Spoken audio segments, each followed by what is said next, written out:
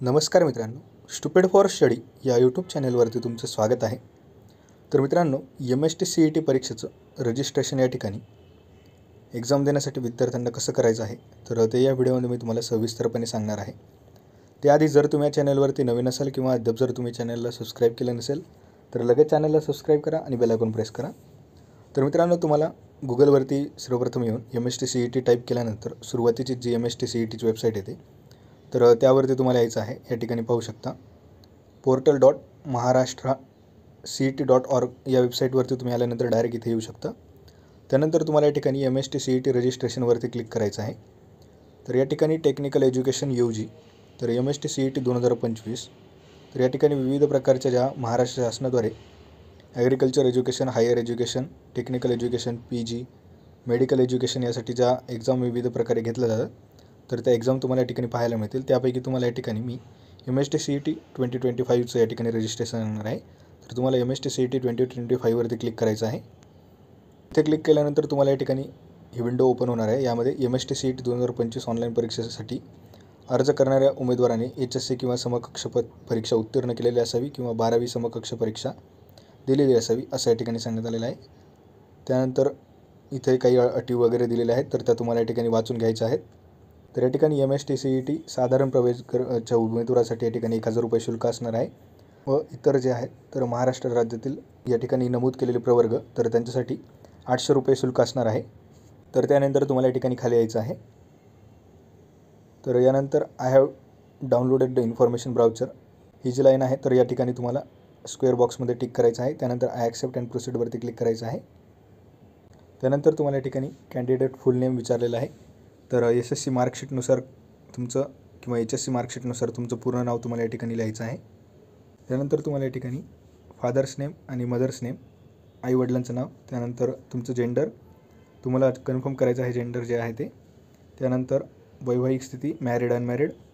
त्यानंतर तुम्हाला या ठिकाणी तुमची डेट ऑफ बर्थ, त्यानंतर रिलिजन, त्यानंतर कोणत्या भागाचा तुम्ही रहिवासी आहेत, अर्बन, रुरल तर यापैकी एक सिलेक्ट करायचं आहे. त्यानंतर ॲन्युअल फॅमिली इन्कम तर ऑप्शनल असणार आहे. हे तुम्ही टाकलं किंवा नाही टाकलं तरी या ठिकाणी चालेल. त्यानंतर मातृभाषा मदर टंग तुमची मराठी किंवा जी असेल तुमची ती. त्यानंतर तुमची नॅशनॅलिटी, त्यानंतर तुम्हाला ॲड्रेस टाकायचा आहे तुमचा परमनंट ॲड्रेस जो आहे. तर 2 ओळी या ठिकाणी तुम्हाला भरणं मॅन्डेटरी असणार आहे. त्यानंतर तुमचं राज्य आणि तुमचा जिल्हा तुम्हाला या ठिकाणी सिलेक्ट करायचा आहे. त्यानंतर तुम्हाला या ठिकाणी तालुका आणि तुमचं गाव जे आहे तर ते सिलेक्ट करायचं आहे. त्यानंतर तुम्हाला या ठिकाणी पिनकोड एंटर करायचा आहे. त्यानंतर तुम्हाला करस्पॉन्डन्स ॲड्रेस तर तो देखील या ठिकाणी तुम्हाला टाकायचा आहे. सेम ॲज परमनंट ॲड्रेस केलं तर आपोआप या ठिकाणी येऊन जाईल. त्यानंतर तुम्हाला या ठिकाणी तुमचं राज्य, जिल्हा हे तुम्ही सेम ॲज परमनंट ॲड्रेस केलं तर आपोआप ॲटोमॅटिक येऊन जाईल. किंवा तुम्हाला जर करस्पॉन्डन्स ॲड्रेस दुसरा टाकायचा असेल तर तुम्ही ते देखील करू शकता. त्यानंतर तुम्हाला या ठिकाणी टेलिफोन नंबर, तुमचा मोबाईल नंबर दोन्हीपैकी एक टाकला तरी चालेल. मोबाईल नंबर कंपल्सरी आहे. त्यानंतर ईमेल ID आणि तुम्हाला या ठिकाणी सिक्युरिटी पिन जो या ठिकाणी दिलेला आहे तर तो एंटर करायचा आहे आणि सेव्ह अँड प्रोसीडवरती क्लिक करायचं आहे. त्यानंतर अशी एक विंडो ओपन होईल इन्स्ट्रक्शनची. त्यामध्ये state CET will send you one time password, तुम्हाला एक OTP येणार आहे तुमचा रजिस्टर मोबाईल नंबरवरती. तर तुम्हाला हा OTP या ठिकाणी टाकायचा आहे. तर या ठिकाणी OTP एंटर केल्यानंतर तुम्हाला व्हेरीफाय OTPवरती क्लिक करायचं आहे. ठिकाणी तुम्हाला ही विंडो ओपन होईल. त्यामध्ये registered successfully for MST-CET academic year 2025-26 येईल आणि तुमचा ॲप्लिकेशन नंबर या ठिकाणी येणार आहे. तुम्हाला ॲप्लिकेशन नंबर तुम्हाला हा लिहून ठेवायचा आहे, हा विसरायचा नाही आहे तुम्हाला ॲप्लिकेशन नंबर. त्यानंतर काही इम्पॉर्टंट इन्स्ट्रक्शन्स देण्यात आलेले आहेत. तुम्हाला ॲप्लिकेशन नंबर आणि तुमचा पासवर्ड फ्युचर लॉग इनसाठी या ठिकाणी लिहून ठेवायचा आहे. त्या प्रकारचेच तुम्हाला 1-2 सूचना या ठिकाणी दिलेल्या आहेत ज्या की तुम्ही नंतर वाचून घेऊ शकता. त्यानंतर तुम्हाला प्रोसीडवरती क्लिक करायचं आहे. तर ही विंडो या ठिकाणी ओपन होईल. यामध्ये तुम्हाला रजिस्ट्रेशन, पर्सनल डिटेल्स तुम्ही कंप्लीट केलेल्या दिसतील. त्यानंतर तुम्हाला डोमिसाईल किंवा कॅटेगरी डिटेल्स या ठिकाणी द्यायचे आहेत. क्वालिफिकेशन डिटेल्स, MST-CET डिटेल, तुमचा फोटो आणि सिग्नेचर तुम्हाला अपलोड करायची आहे. त्यानंतर तुमचे जे डॉक्युमेंट प्रूफ, आयडेंटिटी प्रूफ आहे तर ते तुम्हाला या ठिकाणी द्यायचं आहे. तुम्हाला तुमची इन्फॉर्मेशन एकदा चेक करायची आहे. ॲप्लिकेशन फी पेमेंट करून तुम्हाला या ठिकाणी तुमचा ॲप्लिकेशन फॉर्म प्रिंट करायचा आहे. तर ते स्टेटस या ठिकाणी तुम्हाला दिसणार आहे. तर हा ॲप्लिकेशन फॉर्म कंप्लीट करण्यासाठी तुम्हाला प्रोसीड टू कंप्लीट ॲप्लिकेशन फॉर्मवरती क्लिक करायचं आहे. तर या ठिकाणी आपण महाराष्ट्र राज्याचे रहिवासी आहेत का तर तुम्हाला येस किंवा नो करायचं आहे. त्यानंतर तुम्हाला या ठिकाणी कॅटेगरी निवडायची आहे आणि DRO पर्सन विथ डिसॅबिलिटी आहे का नाही, येस किंवा नो करायचं आहे. Do you belongs to minority category, yes किंवा नो करायचं आहे जे लागू असेल ते. त्यानंतर या ठिकाणी ओपन जर कॅटेगरी तुम्ही केली तर तुम्हाला या ठिकाणी विचारलं जाईल do you belong to EWS economically weaker section, तर तुम्हाला येस किंवा नोवरती क्लिक करायचं आहे. त्यानंतर कास्ट नेम या ठिकाणी टाकायचं आहे. जर तुम्ही या ठिकाणी इकॉनॉमिक विकर सेक्शन येस केलं तर तुम्हाला या ठिकाणी सेंट्रलाइज ॲडमिशन प्रोसेसच्या वेळेस तुम्हाला या ठिकाणी EWS सर्टिफिकेट द्यावं लागणार आहे.